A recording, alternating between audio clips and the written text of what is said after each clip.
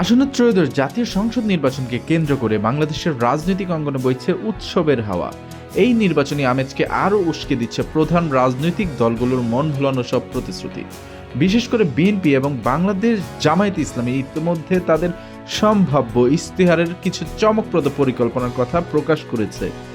BNP যেখানে family card এবং শিক্ষিত বেকারদের ভাতার উপর জোর দিচ্ছে, সেখানে জামায়াত ইসলামী 5 বছরে 1 কোটি যুবকের কর্মসংস্থান ও সুদমুক্ত ঋণের স্বপ্ন দেখাচ্ছে। তবে প্রশ্ন উঠেছে, উচ্চ মূল্যস্ফীতি, ডলার সংকট এবং বিপুল বৈদেশিক ঋণের চাপে জর্জরিত বাংলাদেশের বর্তমান ভঙ্গুর অর্থনীতিতে এই বিশাল ব্যয়ের প্রতিশ্রুতিগুলো আসলে কতটা বাস্তবসম্মত, নাকি এগুলো কেবলই ভোট টানার প্রথাগত কৌশল? বিএনপি তাদের পরিকল্পনায় প্রায় 4 কোটি পরিবারকে মাসিক নির্দিষ্ট অঙ্কের অর্থ বা খাদ্য সহায়তা দেওয়ার কথা জানিয়েছে।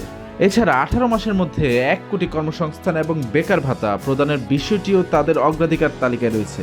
তারা মনে করছে, জনগণের ক্রয় ক্ষমতা বাড়াতেই সরাসরি নগদ অর্থ সহায়তা অর্থনীতিতে গতি আনবে। অন্যদিকে জামায়াতে ইসলামের শিল্প খাতে অন্তত 3 বছর জ্বালানির দাম না বাড়ানো এবং বেকার গ্র্যাজুয়েটদের 10,000 টাকা পর্যন্ত কর্জি হাসানা বা সুদমুক্ত ঋণ দেওয়ার প্রতিশ্রুতি দিচ্ছে। দুই দলের নেতারাই দাবি করছে যে রাষ্ট্রীয় সংস্কার, কঠোর দুর্নীতি রোধ এবং পাচার হওয়া অর্থ ফিরিয়ে আনতে পারলে এই প্রকল্পগুলোর জন্য প্রয়োজনীয় অর্থের সংস্থান করা সম্ভব হবে। তারা মনে করেন, সুশাসন নিশ্চিত হলে অর্থনীতির বর্তমান স্থবিরতা কেটে যাবে এবং প্রবৃদ্ধি ত্বরান্বিত হবে। তবে অর্থনীতিবিদ ও আর্থিক বিশ্লেষকদের দৃষ্টিতে এই চিত্রটি বেশ জটিল। বর্তমানে বাংলাদেশের রাজস্ব আদায়ের হার জিডিপির তুলনায় দক্ষিণ এশিয়ার সর্বনিম্ন পর্যায়ে রয়েছে, যা এই বিশাল ব্যয়ের সামাজিক সুরক্ষা প্রকল্পগুলোর জন্য বড় বাধা। বিএনপির প্রস্তাবিত ফ্যামিলি কার্ড বাস্তবায়ন করতে গেলে বছরে 1,20,000 কোটি টাকারও বেশি প্রয়োজন হতে পারে, যা জাতীয় বাজেটে সামাজিক নিরাপত্তা খাতের বর্তমান বরাদ্দকে প্রায় দ্বিগুণ করার দাবি রাখে। বর্তমান রাজস্ব ঘাটতির সময়ে এই বিশাল অর্থের সংস্থান কেবল দুর্নীতি রোধ করে সম্ভব কিনা তা নিয়ে যথেষ্ট তর্কের অবকাশ রয়েছে, বিশেষ করে যখন দেশের মেগা প্রকল্পগুলো ঋণের কিস্তি পরিশোধের চাপ ক্রমেই বাড়ছে। একইভাবে জামায়াতের জ্বালানি মূল্য স্থিতিশীল রাখার প্রতিশ্রুতি ব্যবসায়ীদের জন্য স্বস্তির বার্তা দিলেও এটি রাষ্ট্রীয় কোষাগারের উপর বিশাল ভর্তুকির চাপ তৈরি করবে।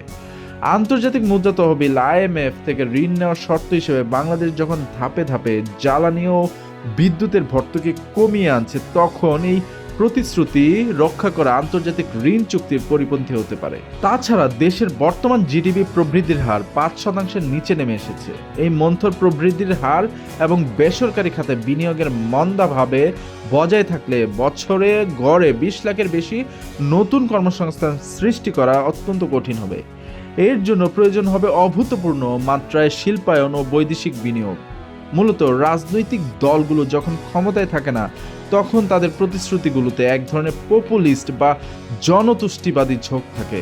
বিএনপি ও জামায়াতের এই আকর্ষণীয় প্রতিশ্রুতিগুলো ভোটারদের মধ্যে বড় আশার সঞ্চার করলেও এর বাস্তবায়ন নির্ভর করছে অত্যন্ত দক্ষ আর্থিক ব্যবস্থাপনা এবং আমলাতান্ত্রিক জটিলতা নিরসনের উপর।